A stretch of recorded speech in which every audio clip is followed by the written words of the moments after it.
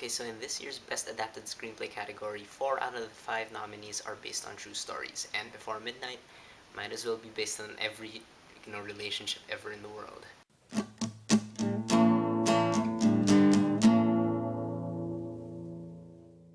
Alright, so part 14 of my Oscar coverage. This time we're talking about Best Adapted Screenplay. Now, when it comes to writing, it's actually extremely difficult for me to talk about it because the screenplay to me is really like the beginning of everything. It's the seed of the film, really. To me, filmmaking is really a storytelling medium, first and foremost, and everything that the director, the actors, production designers, everyone, what they really do is interpret the script. That's how I see it, at least. And it's so hard to talk about, putting these nominees in order because every film demands a different kind of script. Dialogue heavy doesn't work for everything. Sparse dialogue doesn't work for everything either. Quite a few people have been asking me, like, what exactly makes a good script and stuff, and I really don't know how to answer that. But I think, like, the basic elements that you can have, I narrowed it down to three. You have plot, character, and dialogue. Plot, obviously, story development. Character, yeah. Although part of me likes saying that character is broken down further into utility and personality as well as motivation, but and then dialogue, which is dialogue, of course. Instead of just looking at how nice dialogue sounds, how quotable it is, we try to, at least I try to look at how dialogue, helps further the story, if dialogue is actually needed and stuff, unless, or if it's just being gimmick. Plus points also if the script can have a good setting, which I'll probably get into when a movie comes up with a really nice setting. Now, when we talk about screenplays, it's important to note that the message of a film, message of a screenplay, does not equate to quality. Just because the message is nice and is delivered nicely, it doesn't mean it should be the best. And since we're talking about adapted screenplays, we don't want to look at how well source material was adapted to the screen. I mean, we're taking these screenplays as a whole. I didn't go to IMSDB to, read the scripts from start to finish. I just pretty much just listen to the dialogue and observe the plot and the characters and stuff, and I think that's what everyone should do.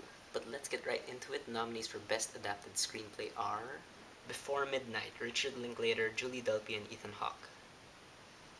Captain Phillips, Billy Ray. Philomena, Steve Coogan, and Jeff Pope. 12 Years a Slave, John Ridley. And The Wolf of Wall Street, Terrence Winter. Again, this is a pretty typical list. What I mean by this is that, nominees for Best Picture, now that they've expanded to 10 max, those nominees will pretty much be nominated for Best Screenplay, and those who win Screenplay Oscars are usually a good way to tell who's going to win Best Picture. However, it is pretty hard to disagree with this list because they're all actually very deserving, and it's extremely hard to choose. I spent the entire day thinking about in what order to put these in, and this is what I got. So at fifth place, I'm going to put Captain Phillips. Now, Captain Phillips, it doesn't have the kind of plot that has a lot of development. I mean, it is based on a true story, and this true story happened in a matter of hours or a day or something, and it really isn't that kind of movie. However, it is nice to know that there is tension that is retained in between the two acts of the movie. Like, this movie split very clearly to me into two acts, one on the big boat and one in the like emergency vessel. It's very straightforward storytelling, and it really works mostly because of its two central characters, which are Captain Phillips, played by Tom Hanks, and Muse, played by Barkad Abdi. And these two characters are actually very well written, I think. I mean, we don't go so in depth into them like family life and whatnot. We get like snapshots of that at the beginning. However, they are written quite well in the sense that when they meet, they end up becoming kind of equal to each other. And there's, it's kind of a power struggle, but at the same time, after a while, it doesn't feel like they're clear cut good guys or bad guys. In terms of dialogue, again, there isn't like so much dialogue, which is why this movie ends up fifth place. However, the exchanges between Muse and Captain Phillips slowly escalate to become sort of like a mutual understanding of the situation they're in. I thought that was really cool that this movie kind of turned from, this hostage thriller into this kind of really somber drama about how these two people were kind of just driven into this circumstance and they can't really do anything about their fate. They're just tiny players in this giant world.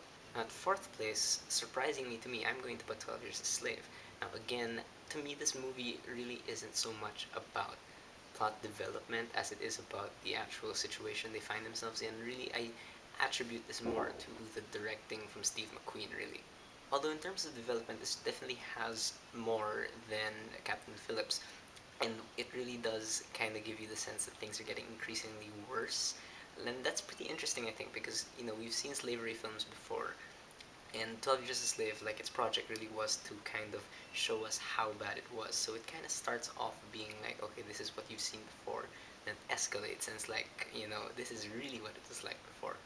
Again, this is like Captain Phillips in the sense that, you have very different characters. I mean, these characters are very drastically different from each other, but this movie, this script really tries to show that they are equal, and in 12 Years a Slave, it tries to show that they're equal in the sense that they're all miserable in their own way. Solomon Northup and the other slaves, obviously, they're slaves and they're being treated like, terrible things. But even the slave owners, especially Edwin Epps, played by Michael Fassbender, he has his own troubles and stuff, and I was actually pleasantly surprised that they delved into the stories of the slave owners. You got a really well-rounded look at this era, and I like that. And what I liked so much about the script was the dialogue, because we've seen in other slavery movies that the stereotype is that slaves are uneducated and stuff, and here there are actually quite a few slaves in this movie who are very educated and they speak super eloquently. They speak better than slave owners. It's almost Shakespearean at points, and it's just fun to listen to these exchanges and stuff, and you really feel that Solomon still has that humanity in him. But what I liked so much about the script is that it shows that even the most eloquent people can be beaten down into like this submissive silence by you know idiots like Edwin Epps and stuff. Now the third place is Philomena, and Philomena is unlike the other two. It is very plot development driven. This is kind of like a mystery and stuff. But what I like is that it is so insistent in finding out the answers. It really is like an investigative journalism kind of thing. This movie is not satisfied when it hits a dead end, and again, it doesn't. It never feels like an epilogue. When you reach a certain answer, and then you're kind of thinking, oh, okay, that's it. But this movie just keeps going along, and it says like, nope, like we're just gonna keep finding more stuff out, and you kind of go along with that. Really, you don't feel like we're stretching out the search. It really does feel like there are more answers to be found.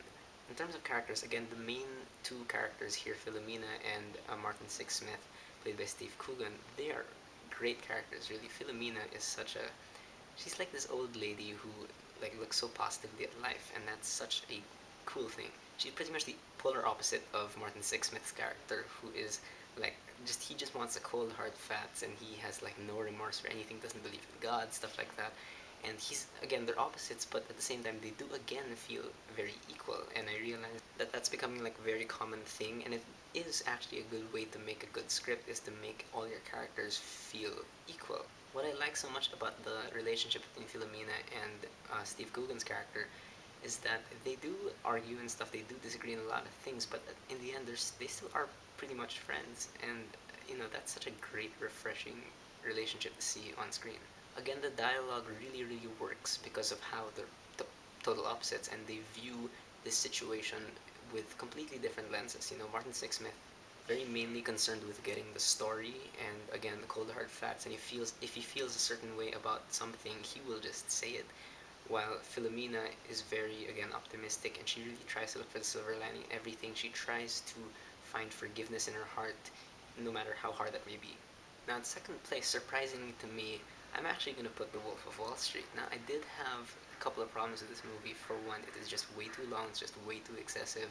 At points, like some parts really don't feel necessary at all. However, I kind of put the blame more on Scorsese because of how he just seemed to have a bit way too much fun, but I think Terrence Winter's writing has been extremely consistent. Again, The Wolf of Wall Street is not necessarily a story about plot development. Like most of these based on true story things are more like portraits of certain characters, and same goes for this Jordan Belfort. However, in terms of the writing, there is, I feel, a sense of progression, and really gives you the sense that these people are just cheating death. They're just cheating the law so much, and it builds up to a point where it just gets out of hand, and you really feel like whatever happens, consequences are well deserved. The great thing about these characters, though, Jordan Belfort and his associates, they're despicable scum, really, and for some reason the script keeps them intriguing because we do kind of see ourselves in them, our deepest, darkest desires that we know we can't have, And this movie, this script really just keeps shoving that in your face, and yet it is still so intriguing because it just shows you to the extents at which someone will go to get what he wants. Again, The Wolf of Wall Street is very excessive, and that is bad in some respects. However, in terms of dialogue, I really did think, like, especially Jordan Belfort, they just really brought him to life. Like, you listen to every single word he said because you wanted to be shocked and all that. Wolf also gets extra points for being able to shift from you know Jordan's narration to him actually being in the scene, like, really seamlessly, and it doesn't feel like a gimmick either. It just matches the story so perfectly. It matches the mood. However, at first place, I'm going to put a movie that I thought was robbed of so many Oscars, that I thought could have been nominated for Best Picture hands down. That is Before Midnight. Now, Before Midnight is one of those movies that's just a series of conversations, and the only directors who can really pull that off are Quentin Tarantino and the director of this, Richard Linklater. And this kind of movie, it demands a script that is fantastic and absolutely engaging, and that is what Before Midnight is. Now, Before Midnight actually gets a lot of help from the fact that it is the third part in this series, and especially if you've known these characters throughout the years, Jesse and Celine, you'll know the kind of relationship they have, and when you get to this point, it really feels like they've grown a lot, and that's great to see. But again, Before Midnight really is more about the decline of a once ideal relationship. And what I like is that although arguably the movie takes Jesse's side a bit more, I mean his point of view, it really does feel like equal sides. This movie shows the motivations and the dreams of both these people. But what works so well about the format of this script, about it being just conversation after conversation about seemingly mundane things, like, the point of the movie by the time you reach the end is about accepting people despite their weaknesses and stuff. And when you look back at all these conversations, you don't mind listening to them because every single moment these two have together is very precious. It's not time bound anymore. It's not like Before Sunrise, Before Sunset, where they only have like a day to talk to each other. In Before Midnight, it really does feel like they're trying to hold on to these conversations as long as possible because God knows what'll happen if they stop talking. Like, it really does feel like a relationship on the line, even if it's only presented through mundane conversations. And the fact that the script is able to show this is an incredible feat, really. And I really think this deserves to win because this series has been, waiting for an Oscar for a long time. However, I do not think Before Midnight will take the Oscar. I'm really gonna have to bet on 12 Years a Slave because I really do think it's going to win Best Picture as well. But again, like I said, everything else I think is deserving. Captain Phillips, if I'm not mistaken, won before for something else. I think Philomena won the BAFTA. Wolf of Wall Street could take like a surprise win again because last year Django won, and I didn't think that would win with all the irreverence. I'm like, part of me is really hoping for Midnight takes it, but again, like, I'm just not gonna bet on that. Like, 12 Years a Slave, I think definitely is gonna take it. So those are the nominees for Best Adapted Screenplay. What did you guys think of this year's roster? What do you think should win? What do you think will win? Whether you agree with my views or not, please leave me a comment and let's have a conversation.